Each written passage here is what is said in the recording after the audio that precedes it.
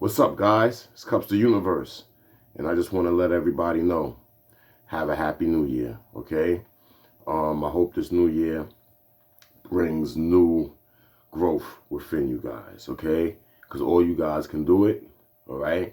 It's just a matter of mind over matter and you wanting to do it, okay? Today's conversation is going to be about like mixing truth with lies and the danger of it, okay? Shout out to Dane Calloway again, because Dane Calloway is on a mission and he's exposing people that's inventing the terms race, that's inventing the terms eugenics and other stuff, right? And basically exposing the racism behind the creation of such things that people live every day without realizing that that's what they're living, right? And he made a point about the news, right? Where the news uses old footage, and I caught them recently doing this because they were showing a flood, and like the news lady on the Weather Channel let the video play a little longer than normal, right? And at the very end, you seen 2010 on the bottom of the video, which was like a timestamp or a print of the date. And then the next, like the very next, like they cut it. She said something and then they put it back on. And then they cut it mad quick before you seen the 2010 or whatever was on it, right? Proving that they use old videos recently to try to, make you think like, oh, all this stuff is happening at one time, right? They do that. Dane brought that up in his most recent conversation. If you like, just look up Dane Calloway and you'll see his recent videos. Also, his wife is also exposing things, and they both do really good research. Like the research they do is like how we learn how to do research, even though we had to learn it from a university or whatever. You know what I mean? Where you go into the library, you pulling out those little file cabinets with the cards to find the books with the, you know what I'm saying? I remember doing research for real and then citing the sources in the last page of the essays and stuff like that, right? But let's get to it, right? So that's news, right? How he said like they'll also report locally in your neighborhood, so that way you be like, oh well, that did happen in my neighborhood. That happened. I was right down the block when that happened. So everything that they say on the news is true. And then when they go overseas and stuff, they just do a bunch of green screens and things, and they fool you, right? So let's take it to a movie. Now, Paid in Full was a movie that was based on real life, but was like really embellished, right? But Paid in Full was more like a true story, but with like exaggerations to, you got to make a movie exciting, right? But in Paid in Full, when Mitch went and he put in some work on somebody that took work from his worker, most of the people that was outside was in the movie theater and they was watching the movie Scarface, and everybody was loving the movie Scarface, right? So Scarface is the movie we're going to talk about real quick, all right? Now, the movie Scarface, basically everybody knows, right? Somebody foreign comes into America, boom, gets the great opportunity from what the movie is presenting, right? This great opportunity to sell, cocaine and shit. And basically, you know what I mean, make it from being poor to being rich, right? And then dying in the end, right? Now, what was the problem with this movie was that a lot of people wanted to be Scarface after they seen this movie, right? It was like, yo, Scarface is the man. They like his attitude. They like how he was. They even made it where Scarface didn't like, them trying to kill kids and women, right? To make you feel like, yo, this man has like some morals too, though, like, right? Now, Scarface was completely made up, bro. Scarface never existed. Scarface never sold a drug day in his life. You know what I'm saying? The real actor is the real actor who's been in many movies, of course. But Scarface is not a real character, right? He was never real, right? But what do they do in a movie like Scarface, right? To make you aspire, because that movie was made to make you want to try to get the cocaine and try to chase that dream so that way they can investigate and fill their prisons with show ass, right? Because they still want you to be titled black.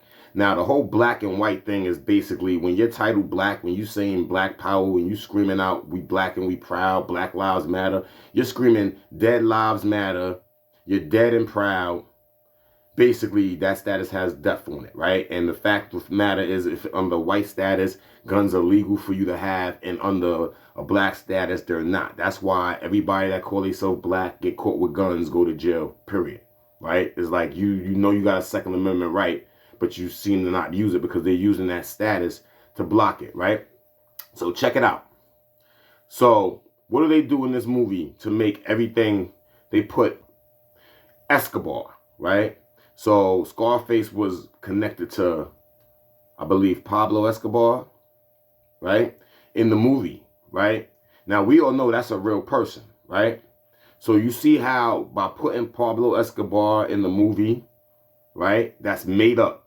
That Scarface never even existed. But you put a figure in the movie named Pablo Escobar, right, who's a real person, and then it kind of makes you feel like, well, if Pablo Escobar is real, then Scarface is real, subconsciously, without even thinking about it, right? Until you dig and you realize Scarface never existed, right? So what that is doing now is they're trying to, as a program, make you relate to the reality of it now. To where it's like, yeah, he's fake. Everything he's doing is fake. But he links up with a real cartel member. And so in that meeting up with the real cartel member, your subconscious is like, well, he's real. So this is possible. Now that's how they would have, after that movie, mad people trying to go cop work, trying to go get out there and pump and do that. And then they're like, yes, because now this movie influenced us, so we can raise our quotas, we can raise our arrest records, we can say, like, you know, we making the streets safe again, right? Because they need a reason, right? So me saying that real quick is just to show people that how the industries in this world will put lies and truth together, right? Which is a devil trait, right? Will put lies and truth together and basically present it and not tell you and let you choose to think, yo, this is real or this is not real. Now, the research behind it is not real. Scarface never happened. He was never a real person. But when you put him next to people like Escobar, who is a real life person in real life, then it confuses the mind of the person that's viewing this movie. And it kind of starts shifting the reality of it being in theater, in studio production to like, well, he could possibly be real because this person is real and he, you know, so maybe if we can meet, you know, like that's how they implant those seeds into your brain through these movies. And then they try to implement it and make it seem like, yo, so you're like, oh yeah, this I knew it was gonna happen. Because movie theaters, movie productions and producers are gatekeepers. So they usually have to put out certain topics, especially against people like me and my brothers and sisters out here on the internet and non-internet that's preaching truth.